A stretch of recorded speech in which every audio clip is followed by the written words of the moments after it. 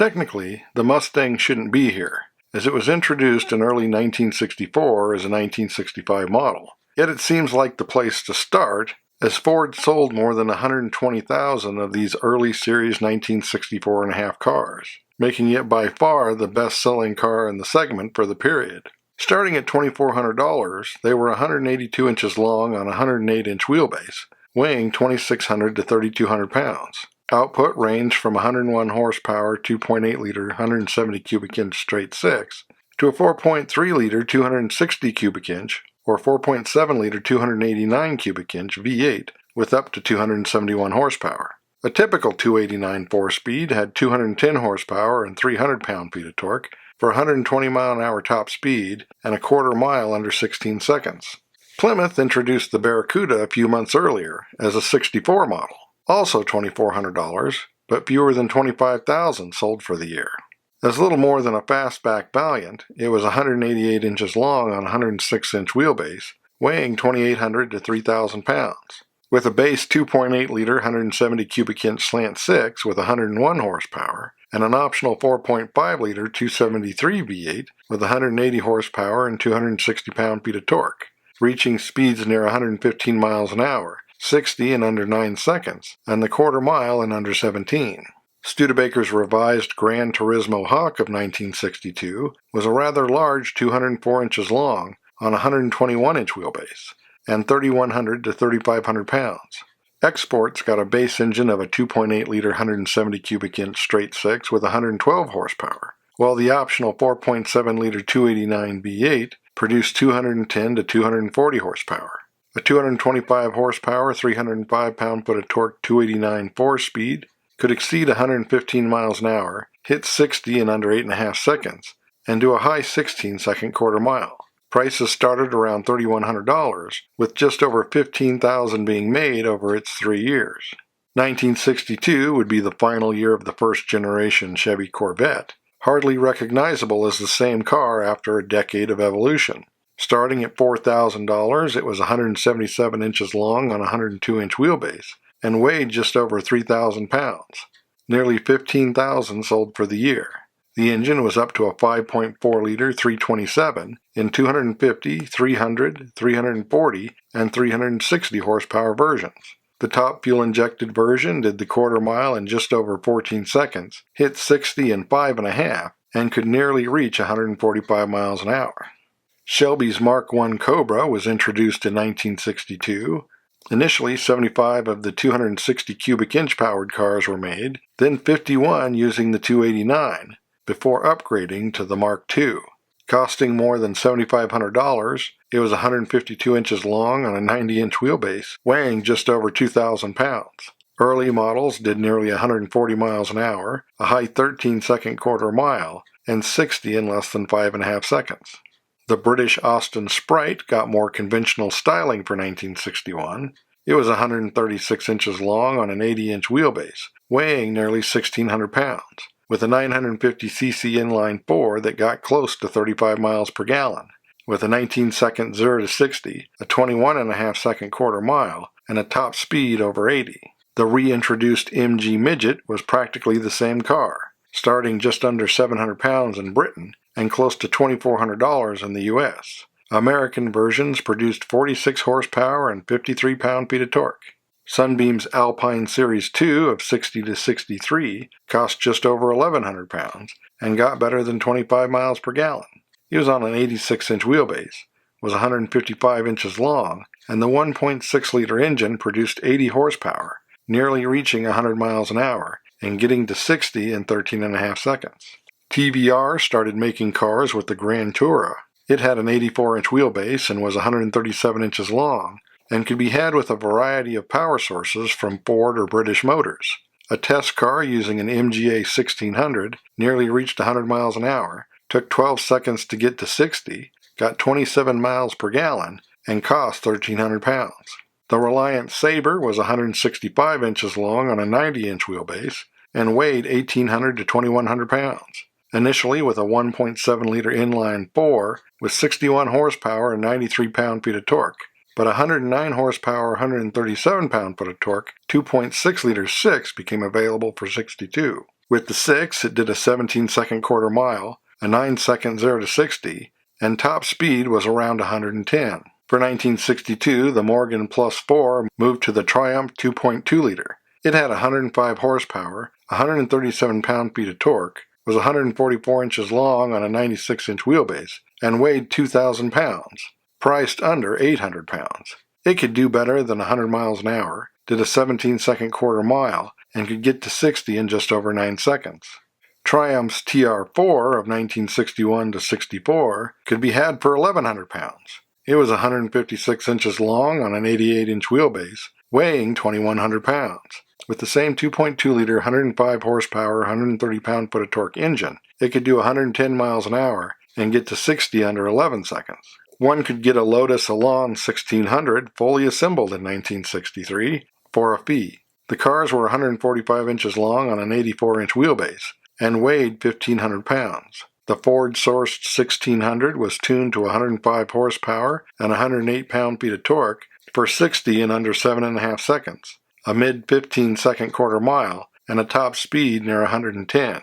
The Austin-Heeley 3000 was introduced in 1959 and the Mark II in 1961. Starting price was over 1,300 pounds, but most were sold in the U.S. They were 158 inches long on a 92-inch wheelbase and weighed 2,500 pounds and averaged 18 miles per gallon.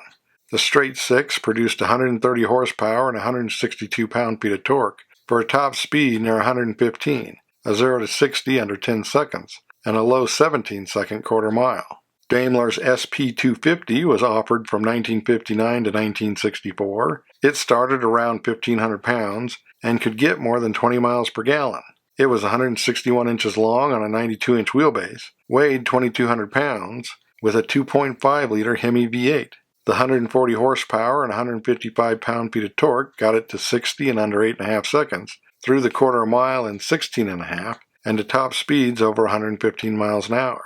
Starting in 1961, you could get a Jaguar E-Type, or XKE, for around 2,100 pounds. It was 175 inches long on a 96-inch wheelbase, weighing 2,800 to 2,900 pounds, initially with a 3.8-liter dual overhead cam inline 6 with 265 horsepower and 260 pound-feet of torque. Top speed was around 140, 60 came in 6.5 seconds, and it did a high 14-second quarter mile. Aston Martin's DB4 of 58 to 63 came in 2- and 4-seat versions as an executive coupe. It had a 93 or 98-inch wheelbase, was 172 to 180 inches long, with weight ranging from 2,700 to 3,000 pounds. The 3.7-liter dual overhead cam 6 produced 263 to 302 horsepower and 240 to 270 pound-feet of torque. A GT could exceed 150 miles an hour, get to 60 under 6 seconds, and do a 14-second quarter mile.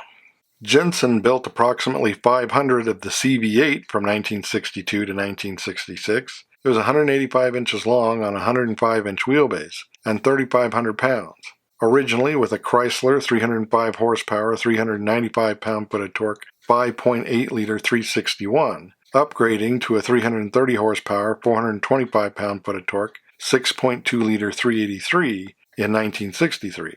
A 62 model could hit 60 in a little over 6 seconds, do a 14.5-second quarter mile, and reach nearly 130 miles an hour. The French Alpine A108 was available in coupe, convertible, and 2+2. It was 149 inches long on an 83-inch wheelbase and weighed 1,200 pounds. The inline 4 came in 850 cc's with 31 to 40 horsepower, or 900 cc's with 50 horsepower, giving it a top speed of 90 miles an hour, a 0 to 60 under 15 seconds, and a quarter mile under 20. The Renault Caravelle upgraded to the 950cc engine of the R8. It was 168 inches long on an 89-inch wheelbase and a little over 1,700 pounds. With 50 horsepower and 54 pound-feet of torque, 60 took 19 seconds, the quarter mile 21.5, and top speed was just over 80. The Simca 1000 Coupe of 1962 was 155 inches long on an 88-inch wheelbase and under 1,800 pounds.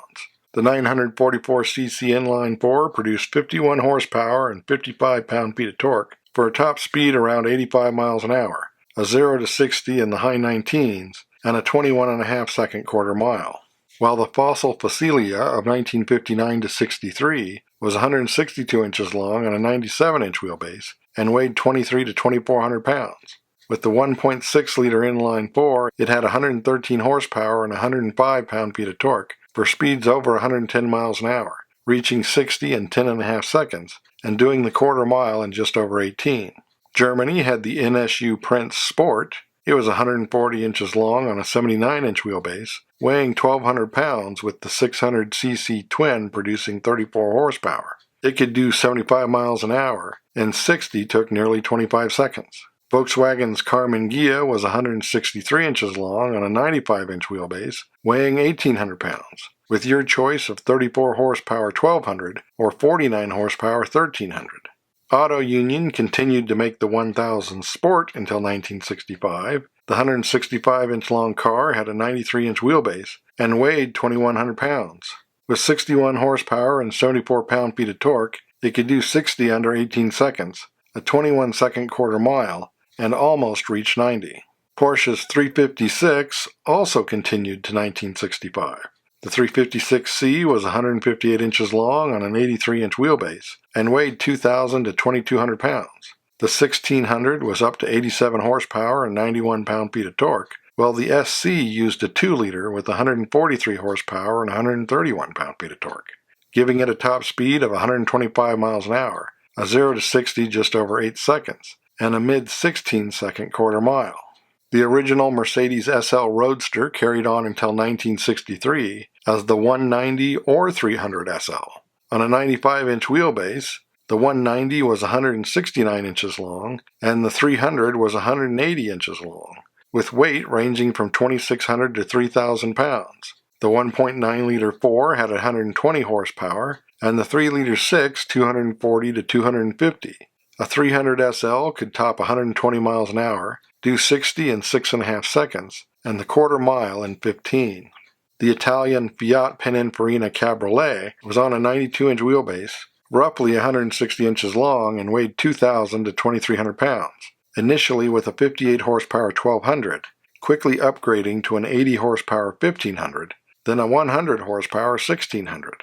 Alfa Romeo's Giulietta Spider of 1962 was 154 inches long on an 89-inch wheelbase and about 1,900 pounds. The 1300cc engine produced 91 to 103 horsepower for a top speed of 100 miles an hour, a 0 to 60 under 11 seconds, and a quarter mile in the mid-18s.